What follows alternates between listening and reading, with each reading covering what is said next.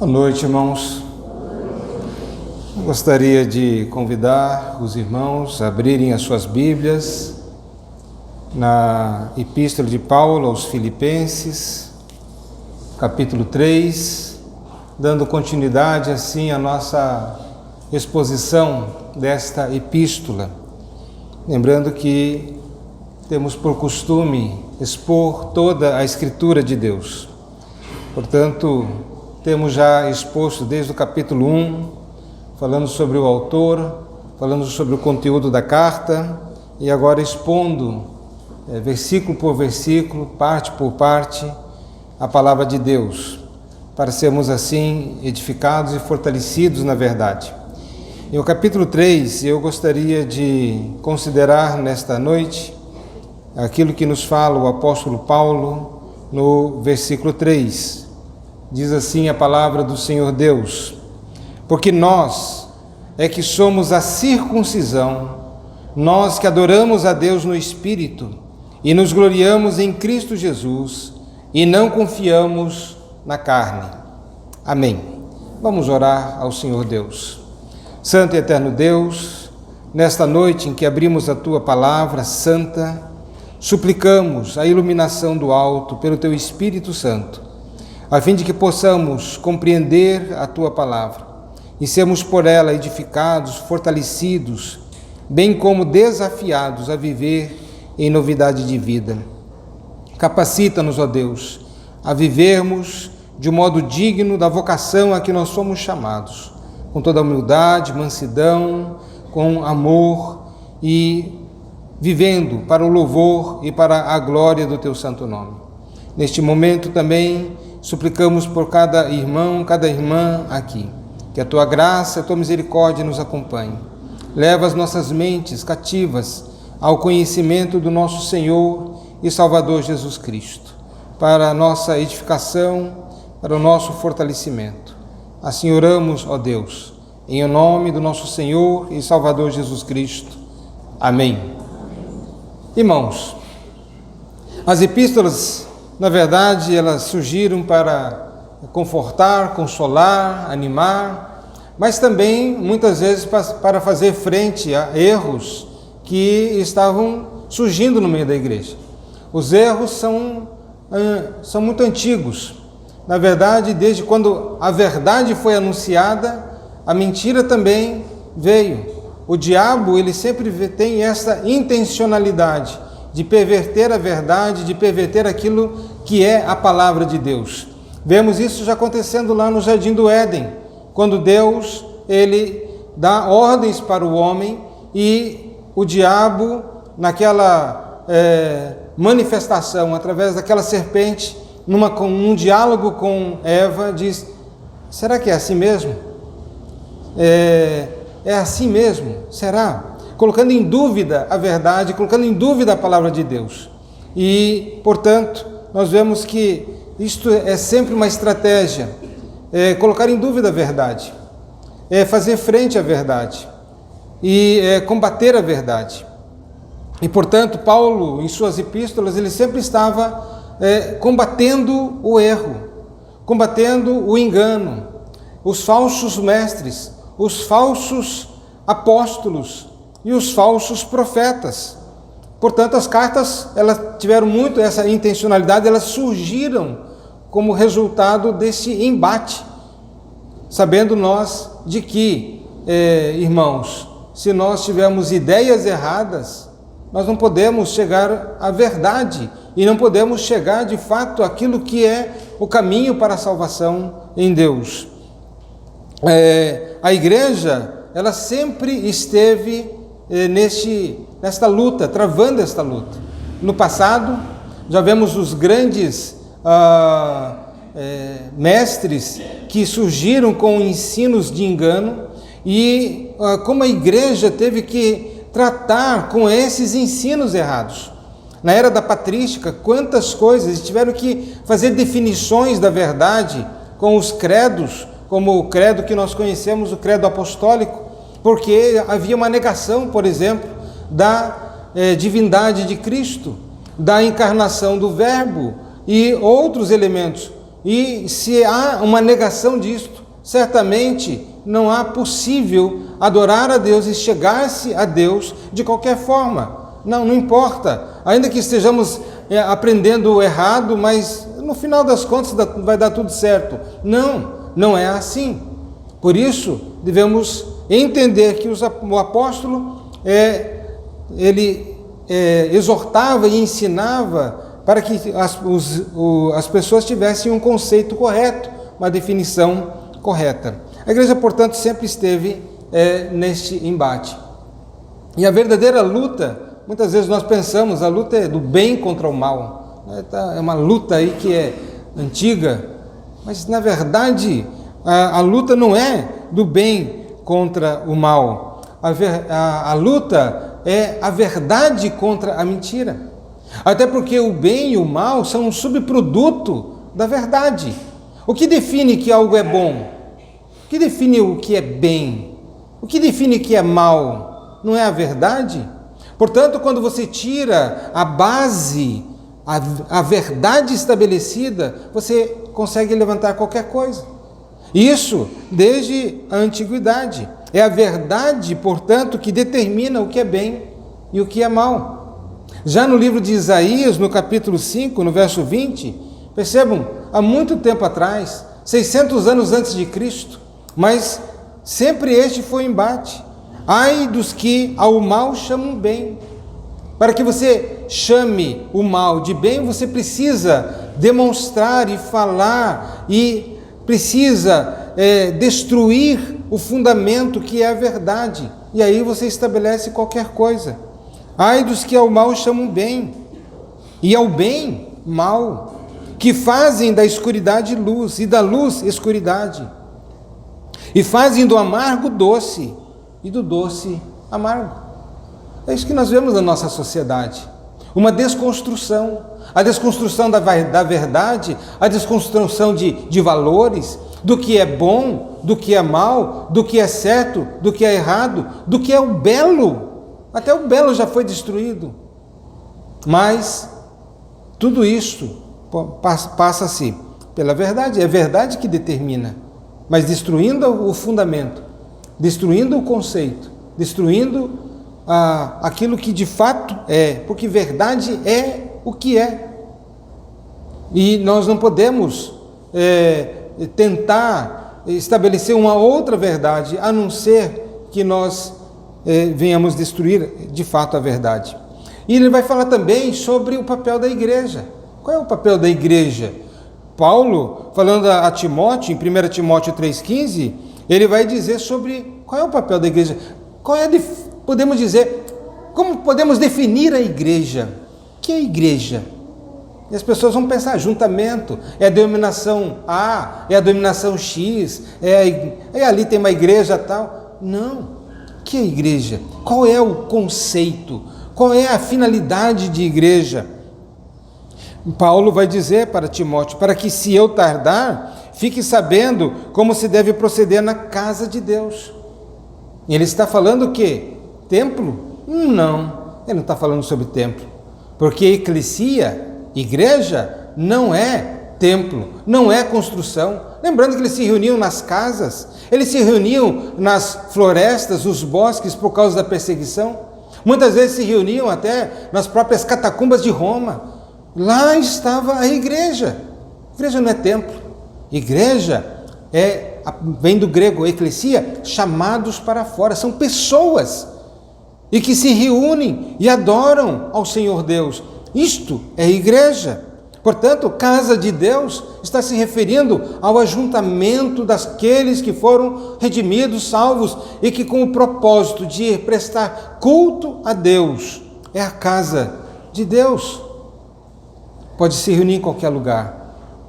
Mas como se deve proceder na casa de Deus? E ele vai dizer qual é, por definição, o propósito desta casa de Deus, que é a igreja do Deus vivo, coluna e baluarte da verdade.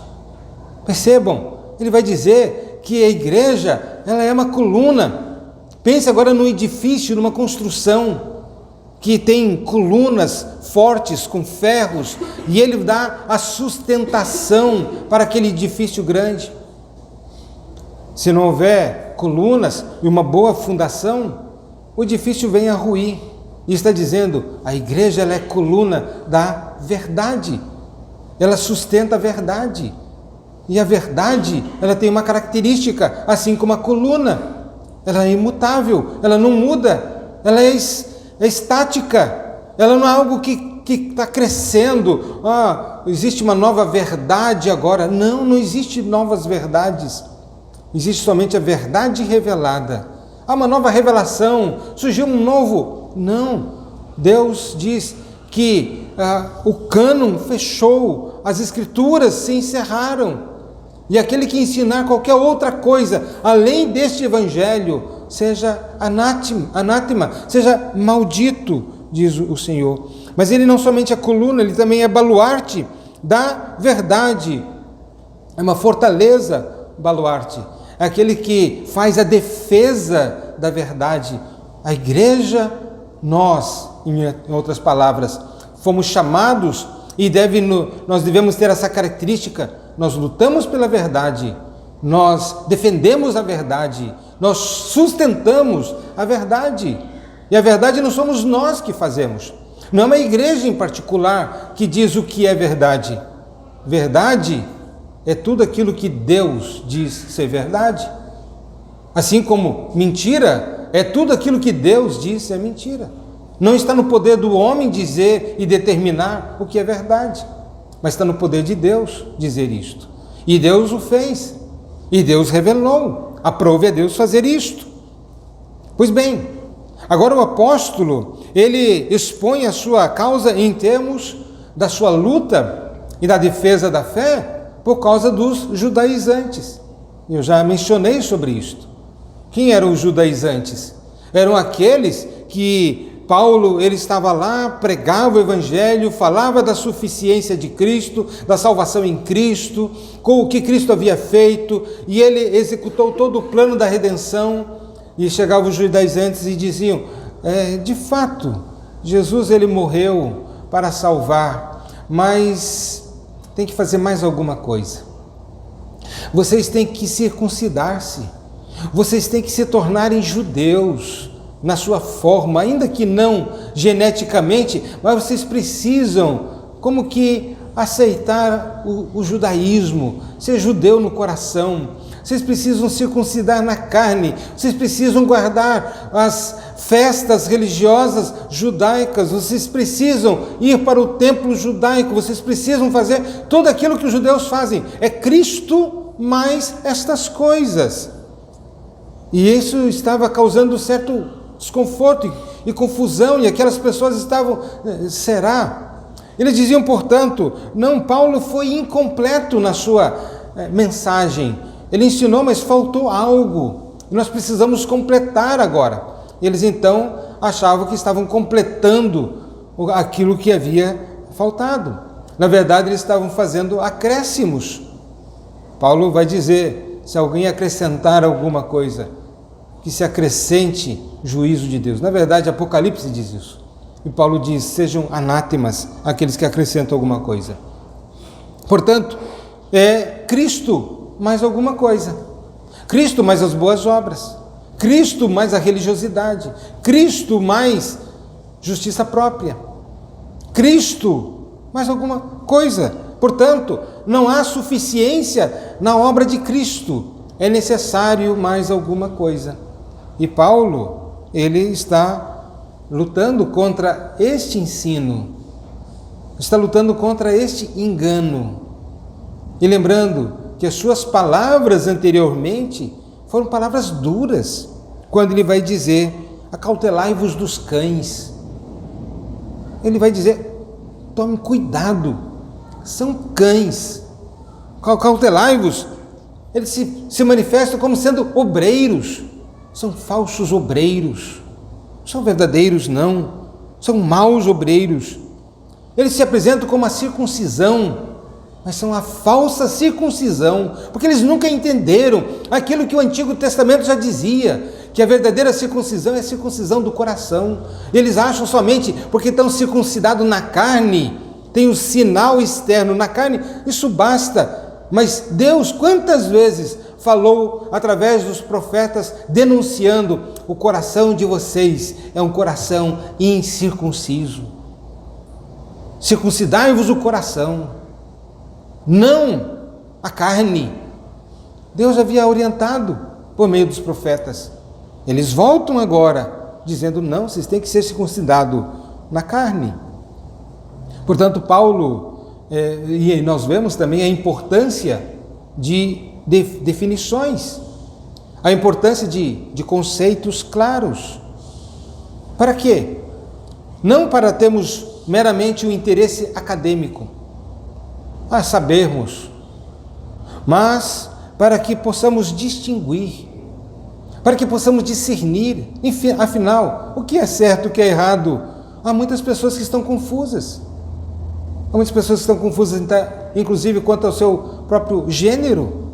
Será que existe? E as pessoas então estão muito angustiadas, e esse tipo, falta de definição traz angústia na alma, para distinguir, para discernir, mas também para não ser seduzido pelo engano, pelo erro, pela mentira. Então, vejamos aqui que o apóstolo Paulo vai ensinar sobre a definição sobre o que faz de um cristão ser cristão. O que faz que sejamos cristãos? Primeiro, Paulo vai dizer, porque nós, e ele está como que sendo exclusivista aparentemente, não eles. Há uma forma correta. Existe a verdadeira adoração e a falsa adoração. Há o verdadeiro culto e o falso culto. Assim como tudo há no mundo a verdade, a mentira é a oposição da verdade. Não haveria mentira se não houvesse verdade. Sempre a mentira é o oposto da verdade. Então, ele vai dizer, em primeiro lugar, porque nós é que somos a circuncisão, nós é que adoramos a Deus no Espírito. Adorar a Deus. Adorar a Deus. Servir a Deus em Espírito ou pelo Espírito, que dá na mesma. Como? O que isto se refere? Paulo, então, portanto, está dizendo que a verdadeira igreja, o verdadeiro cristão é aquele que adora a Deus. Ele é alguém que entende o que é adorar a Deus. E qual é a nossa ideia? E isso, partindo dessa definição, qual é a nossa ideia sobre adoração? O que é adorar? O que queremos dizer quando adoramos a Deus? O que nós queremos dizer com isso? Muitas pessoas dizem, nós adoramos a Deus. O que se quer dizer com isso? Explica. Fala. Seja claro. Defina os termos. Poderíamos colocar dessas formas. Defina o que de fato você quer dizer com isto. O que isso significa? Devemos lembrar, pensar que somos adoradores não prova que realmente adoramos a Deus. Podemos pensar, estou adorando, até por causa de um histórico religioso, ou histórico de alguma coisa, da família, ou sei lá, mas nem sempre aquele pensamento que temos que adoramos a Deus prova de fato que adoramos a Deus. Há um modo falso de adorar a Deus, assim como há um modo verdadeiro. E Deus, Ele não aceita um culto que Ele não prescreveu. Ele não está obrigado a receber algo que Deus não determinou. E isso é histórico. Olhando lá desde Gênesis, quando Caim vai e oferece o melhor. O melhor. Ele não ofereceu o pior, mas ele ofereceu o melhor da terra. E Deus não aceitou o culto de Caim. Deus não aceitou a oferta de Caim. E Abel ofereceu o melhor. Percebam, os dois ofereceram o melhor. Ele vai lá, entre os animais, pega o melhor, sacrifica a Deus. Sabe por quê? Já havia a ideia de que sem derramamento de sangue não há remissão de pecados. É necessário que haja sacrifício, haja um derramamento de sangue para que o pecado seja expiado. Eis a razão por que Cristo morreu na cruz. E ele então adorou de uma forma diferente. E Deus diz: eu não aceitei. Deus não aceitou o culto de Caim, a oferta de Caim. E ele ficou tão invejoso com seu irmão Abel que vai lá e depois assassina. Demonstra claramente o coração errado de Abel. Mais tarde, vemos entre os sacerdotes, o sumo sacerdote Arão tinha seus filhos que também eram consagrados, sacerdotes também. Eles vão lá, Deus havia dito: eu vou providenciar tudo para que vocês me cultuem. É Deus que providencia o meio de salvação, não nós. É Deus que diz como Ele quer ser cultuado. Não somos nós que dizemos: mas Deus vai ter que receber o meu culto, porque Deus está vendo que eu sou sincero. Caim foi sincero. Mais tarde, Nadab e Abiú vai lá e eles pegam um fogo estranho, que Deus não havia mandado, e eles oferecem diante de Deus, e Deus os consome. Os dois eram sacerdotes, e Deus os consumiu. Por quê?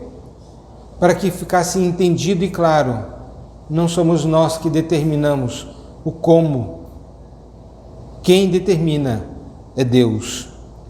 Portanto, há uma forma verdadeira de adorar a Deus, e há uma forma falsa de adorar a Deus. A forma falsa é uma forma mecânica. Faz isso, não faz isso, faça aquilo, não faça aquilo, e faz a listinha de tudo aquilo que se deve fazer, e faz a listinha de tudo que se não deve fazer.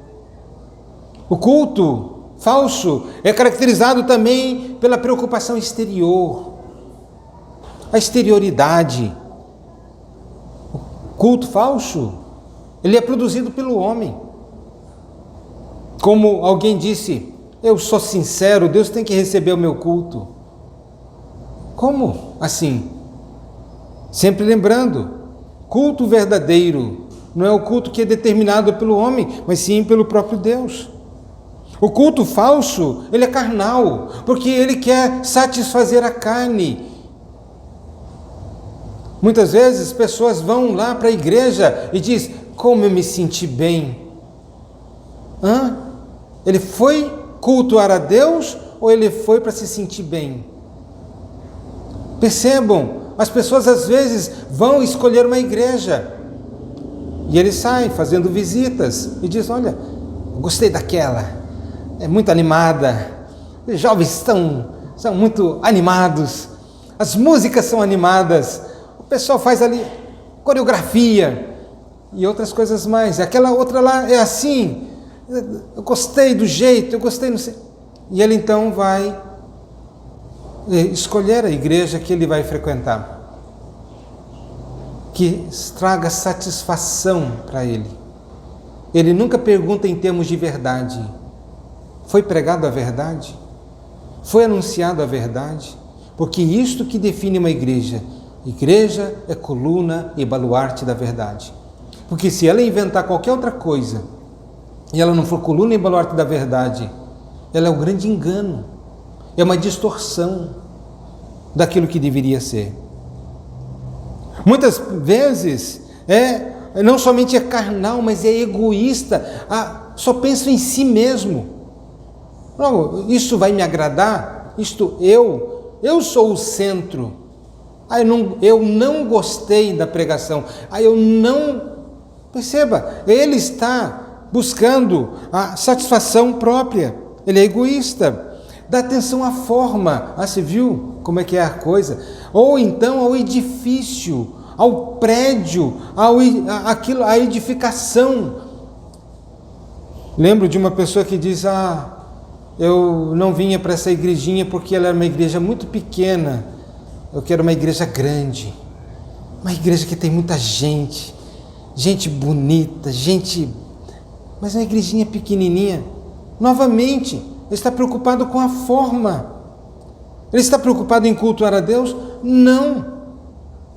De fato, não está.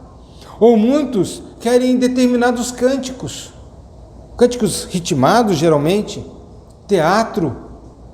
E aí então o culto falso, portanto, é caracterizado por esse interesse, desejo de autossatisfação e não de adoração, de culto a Deus.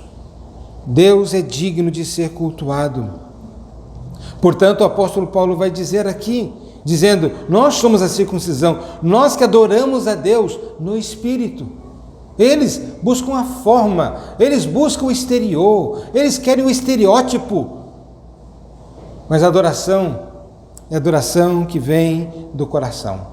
E a pergunta é, você adora a Deus na sua vida individual?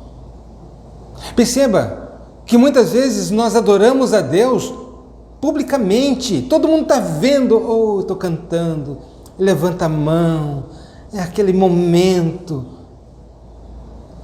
público. As pessoas estão me vendo, mas na sua vida individual, lá na sua intimidade, você adora a Deus? Você serve a Deus na sua vida privada ou só diante dos homens? Lembra a denúncia que o próprio Senhor Jesus Cristo fez para aqueles religiosos que dizia, ele vai dizer em Mateus capítulo 6, verso 1, guardai-vos de exercer a vossa justiça diante dos homens, com o fim de serdes vistos por eles. E ele vai citar pessoas que estavam lá e publicamente oravam, ó Senhor, parece que eles nem resistiam chegar ao templo, então na praça mesmo, quando todo mundo estava lá e começavam a orar. Orar é uma coisa espiritual, mas orar para ser visto pelos homens não tem nada de espiritual. É egoísta, é errado. É possível, portanto, orar de uma forma errada? É possível. Eu oro para ser visto, ou publicamente. Mas na vida privada, na vida cotidiana, no seu dia a dia, na sua vida individual, nem ora. Lê a Bíblia na igreja, mas na casa ela está pegando poeira. Pois, diz, então o Senhor Jesus vai dizer, de outra sorte, não tereis galardão junto do vosso Pai Celeste, se você quer esse culto que é somente exterior, um culto falso. Pode perceber, tem elementos da verdade, mas o culto verdadeiro é o culto que brota do coração. Portanto, nós podemos orar, cantar, ler a Bíblia para sermos vistos. Podemos fazer tudo aquilo que a Bíblia até ordena a nós fazermos, mas com a motivação errada. Por isso, Paulo vai dizer, nós adoramos a Deus no Espírito. Ela procede do coração, ela procede do íntimo. A verdadeira adoração, portanto, ela flui do coração humano. Ela flui da alma. Mas ela não somente é algo puramente emocional, emotivo, e ele chora ou coisa assim. Ela é o resultado de compreensão. O culto a Deus é o resultado de compreensão daquilo que Deus fez por nós. Quando nós entendemos a grandeza de Deus. Deus é o Senhor, soberano, onipotente. Ele é digno de ser adorado. Ele é o Criador dos céus e da terra. Ele é o sustentador de todas as coisas. É Ele quem a todos dá a vida, a respiração e tudo mais. É Ele que nos dá o pão de cada dia. Ele é digno de ser adorado. Quando nós entendemos, muitas vezes nem agradecemos pelo pão de cada dia, porque eu trabalhei, eu conquistei, eu tenho. E esquece-se que tudo isso quem deu, a força, a energia, a sabedoria, vem de Deus. Lemos sobre o Egito, o grande Egito, e Deus vai dizer: eu faço isso, eu vou fazer isso, Deus é o Senhor da história. E quando nós entendemos isso, nós glorificamos a Deus, a grandeza de Deus. Quando entende o amor de Deus, porque Deus amou o mundo de tal maneira que deu o seu Filho unigênito, para que todo aquele que nele crê não pereça, mas tenha a vida eterna. Quando eu entendo o amor de Deus, principalmente os pais aqui, sabe do amor paterno, materno, da vida, tira o pão da sua boca para dar para os seus filhos, protege seus filhos com a sua própria vida. Nós entendemos isso.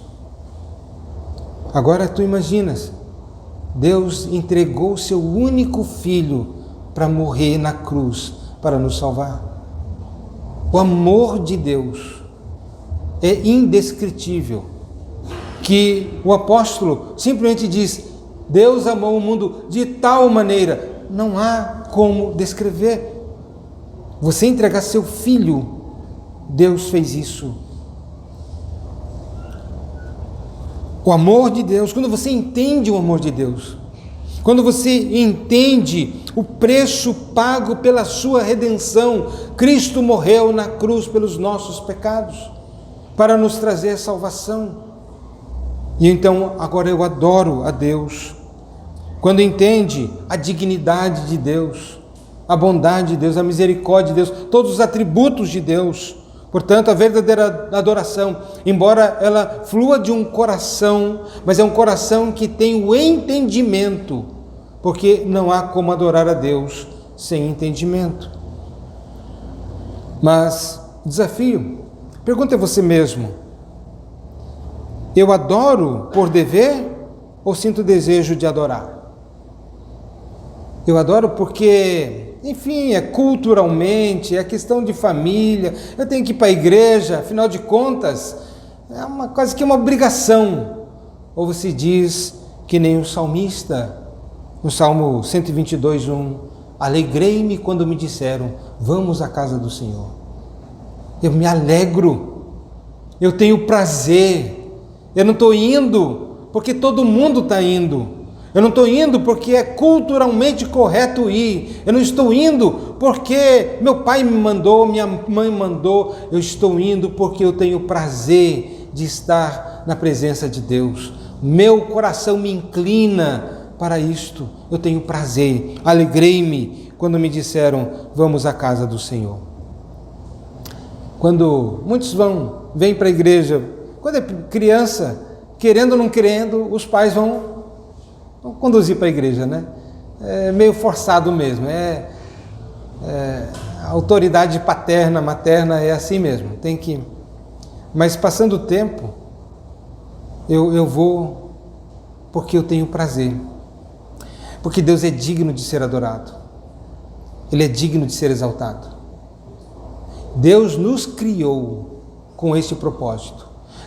Essa é a razão de muita gente está com problemas psicológicos, emocionais, porque Deus nos fez com um propósito elevado, nos relacionarmos com Ele, cultuarmos a Ele, e as pessoas estão vivendo só na baixeza, vivendo para si mesmo, para este mundo, para aquilo que é carnal e temporário. Adorar a Deus também não é algo frio e formal. Alguém pode pensar assim, ali naquela igreja ninguém levanta a mão, ninguém grita, ninguém isso. Tem que gritar, tem que... Não. A formalidade é aquela coisa, agora é hora disso. Enfim, é determinado de uma forma bem estrita. Não é pelo coração. Eu gostaria de dizer que não é pelo grito, não é pela intensidade da voz que você mostra fervor. Talvez um dos momentos mais sublimes para mim, no momento de adoração a Deus, eu só me sentei e fiquei ali parado, na presença de Deus. lágrimas correndo, Deus tão presente. Percebam, não é pela forma, muitas vezes nós fazemos a forma expansiva, como se fosse, isso é, algo que é fogo, é quente. Não, você está cantando assim, não, é frio. Tanto a frieza espiritual, ela está no coração. É possível alguém estar gritando e ele está no seu coração, está tão frio e longe de Deus. É só para satisfazer os outros, é só para demonstrar para os outros. Ele está preocupado com o que os outros vão pensar dele. Então ele faz aquilo porque ele está culturalmente condicionado muitas vezes. Mas adorar a Deus é algo que é cheio de amor. Paulo vai dizer em Romanos capítulo 5, verso 5, o amor de Deus está derramado em nossos corações pelo Espírito Santo, que nos foi dado. O amor foi derramado no nosso coração. Por que eu cultuo a Deus? Porque eu amo a Deus. E por que eu amo a Deus? Porque Ele me amou primeiro. Mas é o resultado do meu amor para com Deus. Hebreus 13, 5 vai dizer isso. Depois tem até um cântico que foi composto por Asaf. Ele diz: o meu louvor é fruto do meu amor por ti, Senhor, de lábios que confessam o teu nome.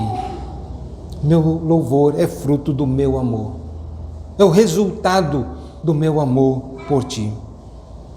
A adoração, portanto, não depende dos meios, do edifício, grupo musical, grupo de louvor, agora é grupo dos levitas. Não depende. Depende daquilo que Deus fez no seu coração. É claro que essas coisas, e estamos aqui num momento público, nós cultuamos a Deus publicamente, mas sempre lembrem, é possível estar aqui e não estar cultuando a Deus. É possível fazer tudo aquilo que todo mundo faz, de acordo com a direção do culto, e o coração está longe. E não importa a manifestação exterior. Mas, portanto, não depende desses meios. Eu só para cultuar a Deus só tem que ser na igreja. Quando Deus diz, quer comais, quer bebais ou façais qualquer outra coisa, faça para a glória de Deus. Se você for escovar teu dente, seja para a glória de Deus. Está comendo para a glória de Deus. No seu relacionamento, no seu trabalho, no seu estudo, seja o que você venha fazer, seja para a glória de Deus. Jesus Cristo vai nos falar em João capítulo 4, verso 24, aquela mulher samaritana, quando ela pergunta para Jesus, onde é que nós devemos cultuar a Deus? Olha, onde? Aqui, nesse monte? Ou lá em Jerusalém, no templo? Jesus vai dizer, chegou a hora, que os verdadeiros adoradores não vão adorar nem aqui nesse monte, nem lá no templo. Mas os verdadeiros adoradores adorarão ao Pai em espírito e em verdade. E o que o Senhor Jesus está querendo dizer? Exatamente isso. Esse culto que vem de um relacionamento com Deus, nesse entendimento daquilo que Deus fez por mim, da salvação objetiva que Cristo operou na vida do redimido. Eu sei em quem tenho crido. E a minha esperança e certeza é que se eu morrer agora, eu não fico assim, Deus é que sabe se eu vou para o céu. Não, eu tenho a certeza, Ele me salvou, eu vou para o céu. Mas por quê? Eu tenho algum mérito? Não. Eu sei em quem tenho crido. Eu sei que o meu Redentor vive. Certeza absoluta. E é o resultado dessa redenção me leva a adorá-lo. Mas não somente de qualquer maneira, emocional. Então nós podemos fazer, contanto que o nosso coração esteja certo, meu coração está envolvido nessa adoração, então eu posso adorar de qualquer jeito. Não. Olha o que Jesus diz. Nós adoraremos ao Pai em espírito, mas também em verdade. O que é verdade? Verdade é tudo aquilo que Deus diz ser verdade.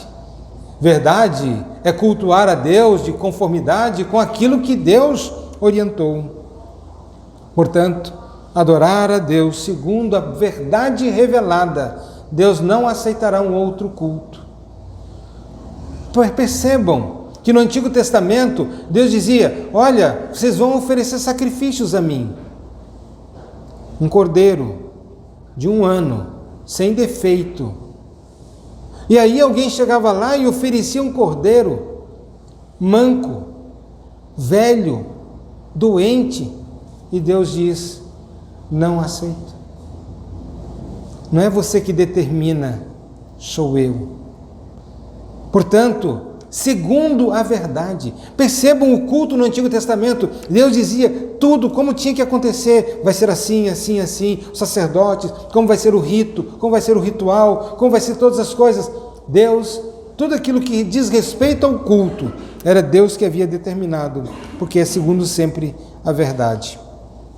Mas Hebreus 12, 28 também vai dizer que nós adoramos a Deus com reverência e santo temor. Com temor a Deus. Não é algo leviano, não é algo assim comum. Nós devemos ter a consciência que estamos na presença de um Deus santo, Criador dos céus e da terra, que tem nos dado a vida, tem demonstrado o seu amor para conosco. Romanos 8, 14, o apóstolo Paulo vai dizer: todos os que são guiados pelo Espírito de Deus, esses são filhos de Deus. Somos guiados no culto, na adoração. Então percebam aquilo que Paulo está dizendo então aos filipenses. Nós somos a circuncisão. E por que nós somos a circuncisão? Porque nós adoramos a Deus no Espírito. O Espírito que tem nos levado, somos guiados pelo Espírito de Deus. E isso é que testifica que de fato somos filhos de Deus. Adoramos a Deus no Espírito. E nos gloriamos não em nós, não nas nossas obras, naquilo que fazemos, mas nos gloriamos em Cristo Jesus. Ele é o Redentor. E não confiamos em nós mesmos, não confiamos na carne. E não estamos também em busca de prazeres carnais, no sentido, um culto carnal, um culto que me satisfaça. Paulo então está dizendo, o cerne, essa tríplice característica aqui da adoração a Deus, é um culto espiritual, segundo a verdade, que glorifica a Cristo e que não há nenhuma confiança na carne, não há nenhuma confiança em nós mesmos. Ninguém pode dizer, Deus tem que receber o meu culto porque eu estou fazendo desse jeito. Deus, ele recebe só o culto, segundo a verdade, pela mediação de Cristo. Ele é o caminho, a verdade e a vida. Ninguém vai ao Pai senão por Ele. Irmãos, que Deus assim nos abençoe, que Deus nos conceda assim a sua graça e a sua misericórdia.